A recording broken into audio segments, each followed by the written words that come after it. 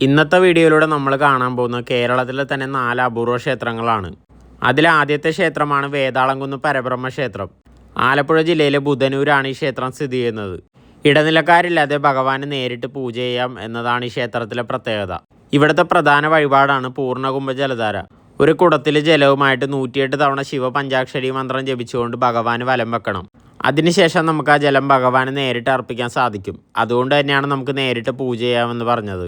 കാണാൻ നല്ല ഭംഗിയുള്ള ഒരു ക്ഷേത്രം കൂടിയാണിത്. തമിഴ്നാട് ശൈലിയിലുള്ള ഒരു ഗോപുരമൊക്കെ നമുക്കിവിടെ കാണാൻ സാധിക്കും. ക്ഷേത്രത്തിലേക്ക് കയറി വരുന്ന സ്ഥലത്ത് തന്നെ വയലാണ്. ഭക്തർക്ക് വരാൻ വേണ്ടി നിർമ്മിച്ച ഒരു നടപ്പാതയും നമുക്കിവിടെ കാണാനായിട്ട് സാധിക്കും.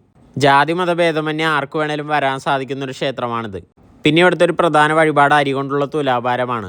ഈ അരി അതിനുശേഷം ഇവിടെ അന്നദാനത്തിന് എടുക്കും. അതുകൊണ്ട് തന്നെ ഇവിടെ എന്നും അന്നദാനമുണ്ട്. പ്രകൃതിയുമായിട്ട് വളരെ അടുത്ത് നിൽക്കുന്ന ഒരു ക്ഷേത്രമാണിത്. അതുകൊണ്ട് തന്നെ ഈ ക്ഷേത്രത്തിലെ വൃത്തി എടുത്ത് പറയേണ്ട ഒരു കാര്യമാണ്. നിങ്ങൾ അതിരാവിലെയൊക്കെ വരുവാണെങ്കിൽ നല്ലൊരു പോസിറ്റിവിറ്റി കിട്ടുന്ന ഒരു ക്ഷേത്രമാണിത്.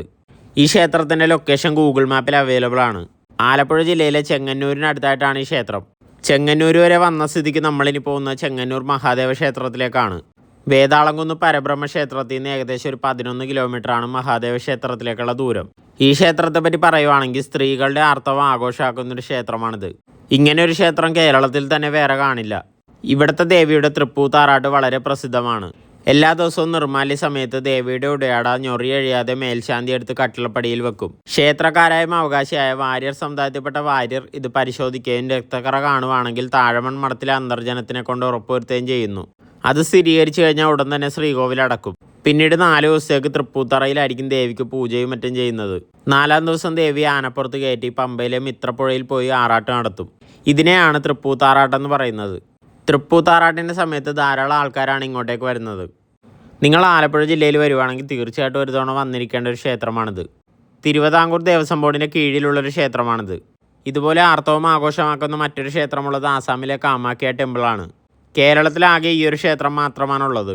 ഏകദേശം 1500 വർഷത്തിലധികം പഴക്കം ഈ ക്ഷേത്രത്തിനുണ്ടെന്ന് പറയപ്പെടുന്നു. പരശുരാമൻ പ്രതിഷ്ഠ നടത്തിയ 108 ശിവാലയങ്ങളിലൊന്നാണ് ഈ ക്ഷേത്രം. ധനുമാസത്തിലെ തിരുവാതിരക്ക് കൊടിയേറി മകരമാസത്തിലെ തിരുവാതിരക്ക് അവസാനിക്കുന്ന 28 ദിവസം നീണ്ടു നിൽക്കുന്ന ഉത്സവമാണ് ഇവിടുത്തെ. ഗൂഗിൾ മാപ്പിൽ ചെങ്ങന്നൂർ മഹാദേവ ക്ഷേത്രം എന്ന് അടിച്ചാൽ കറക്റ്റായിട്ട് ഈ ലൊക്കേഷനിലെത്താൻ സാധിക്കും. നമ്മളങ്ങനെ ആലപ്പുഴ ജില്ലയിലെ 2 ക്ഷേത്രങ്ങളും കണ്ടു കഴിഞ്ഞു. നമ്മളിനി പോകുന്നത് കോട്ടയം ജില്ലയിലേക്കാണ്. ഇവിടെ നിന്ന് ഒരു 26 കിലോമീറ്റർ ഏകദേശം 1 മണിക്കൂറോളം സഞ്ചരിച്ച് നമ്മളിനി പോകുന്നത് പരപ്പുകാട് ദേവി ക്ഷേത്രത്തിലേക്കാണ്.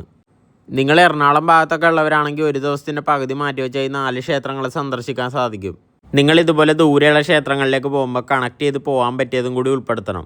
ആലപ്പുഴ ജില്ലയിൽ നിന്ന് കോട്ടയത്തേക്ക് പോകാൻ വേണ്ടി ശരിക്കും 1 മണിക്കൂർ മാത്രമാണ് ഓട്ടം വരുന്നത്.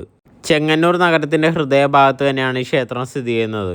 നിങ്ങൾ ഈ ക്ഷേത്രത്തിലേക്ക് വരുവാണെങ്കിൽ തൃപ്പൂത്താറാട്ടിൻ്റെ സമയത്ത് വരുന്നതാണ് ഏറ്റവും നല്ലത്. കുറച്ച് തിരക്കുണ്ടാവും, എന്നാലും അതൊരു നല്ലൊരു അനുഭവമാണ്. നമ്മളിനി പോകുന്ന പരപ്പുകാട് ദേവി ക്ഷേത്രത്തിലേക്കാണ്. ഈ ക്ഷേത്രം കണ്ടപ്പോഴേ പലർക്കും മനസ്സിലായി കാണും. തഞ്ചാവൂർ ശൈലിയിൽ നിർമ്മിച്ചൊരു ക്ഷേത്രമാണിത്.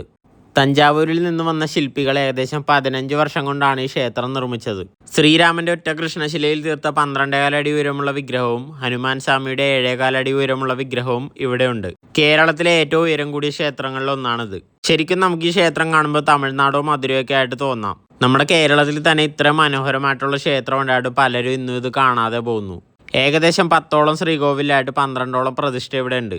ഇതിൻ്റെ പരിസരത്ത് ഫോട്ടോഗ്രാഫി വീഡിയോഗ്രാഫി ഒന്നും പാടില്ല എന്നൊക്കെ എഴുതി വെച്ചിട്ടുണ്ട്. ക്ഷേത്രത്തിൻ്റെ അകത്ത് നമ്മളത് ചെയ്യുന്നില്ല. പക്ഷെ പുറത്തു നിന്ന് വീഡിയോ എടുക്കുന്നതുകൊണ്ട് വലിയ പ്രശ്നമില്ല. ശരിക്കും കാണാൻ അതിമനോഹരമായിട്ടുള്ളൊരു ക്ഷേത്രമാണിത്. കാണാൻ തമിഴ്നാട് ശൈലിയാണെങ്കിലും ഇവിടെ നടക്കുന്ന പൂജകളെല്ലാം കേരളത്തിൻ്റെ രീതിയിലാണ്. നഗരത്തിൻ്റെ തിരക്കുകളിൽ നിന്നൊക്കെ മാറി കുറച്ച് ഉള്ളിലേക്ക് നിൽക്കുന്നൊരു ക്ഷേത്രമാണിത്. അതുകൊണ്ട് തന്നെ വാഹനങ്ങളുടെ തിരക്കോ ഒന്നും തന്നെ ഇവിടെ ഇല്ല. നിങ്ങളത് രാവിലെയൊക്കെ വരുവാണെങ്കിൽ ഈ ക്ഷേത്രം കാണാൻ വേണ്ടി നല്ല ഭംഗിയാണ്. ധാരാളം ആൾക്കാർ ഇതുപോലെ കേട്ടറിഞ്ഞാണ് ഈ ക്ഷേത്രത്തിലേക്ക് വരുന്നത്. ഇതിൻ്റെ ലൊക്കേഷനും ഗൂഗിൾ മാപ്പിൽ അവൈലബിൾ ആണ്. നമ്മളിനി പോകുന്നത് പനച്ചിക്കാട് ശ്രീ ദക്ഷിണ മൂകാംബിക ക്ഷേത്രത്തിലേക്കാണ്. ഇവിടെ നിന്ന് ഏകദേശം ഒരു 17 കിലോമീറ്ററാണ് ദൂരം. അങ്ങനെ നമ്മളൊരു 3/4 മണിക്കൂറോളം യാത്ര ചെയ്തെത്തിയത് പനച്ചിക്കാട് ദക്ഷിണ മൂകാംബികയിലാണ്. എല്ലാ ദിവസവും വിദ്യാരംഭം കുറിക്കാൻ പറ്റുന്നൊരു ക്ഷേത്രമാണിത്. ഇവിടെ ഒരിക്കലും നമുക്ക് കാണാൻ സാധിക്കാത്തൊരു സരസ്വതി വിഗ്രഹമുണ്ട്.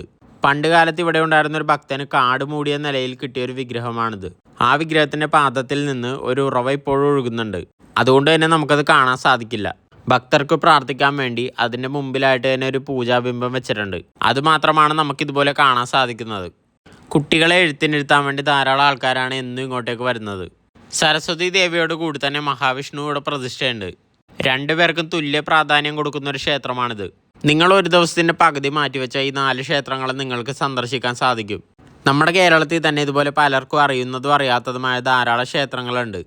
എനിക്ക് കഴിയുന്നത്ര ക്ഷേത്രങ്ങളെല്ലാം എളുപ്പത്തിൽ ഇതുപോലെ പോകാൻ പറ്റുന്ന രീതിക്ക് ഞാൻ നിങ്ങളിലേക്ക് എത്തിക്കുന്നതായിരിക്കും. ഞാനിപ്പോൾ ചെയ്യുന്ന രീതി എങ്ങനെയാണെന്ന് വെച്ചാൽ നമുക്ക് ഒറ്റ യാത്രയിൽ തന്നെ 2-3 ക്ഷേത്രങ്ങൾ ഒന്നിച്ച് തൊഴാൻ പറ്റുന്ന രീതിക്കാണ്. ആദ്യമായിട്ടാണ് നിങ്ങൾ എൻ്റെ ചാനൽ കാണുന്നതെങ്കിൽ തീർച്ചയായിട്ടും ഒന്ന് സബ്സ്ക്രൈബ് ചെയ്യുക. ക്ഷേത്രങ്ങളുടെ ലൊക്കേഷൻ ഞാൻ വീഡിയോയുടെ താഴെ കൊടുക്കുന്നുണ്ട്. നമുക്കിനി മറ്റൊരു വീഡിയോ ആയിട്ട് കാണാം.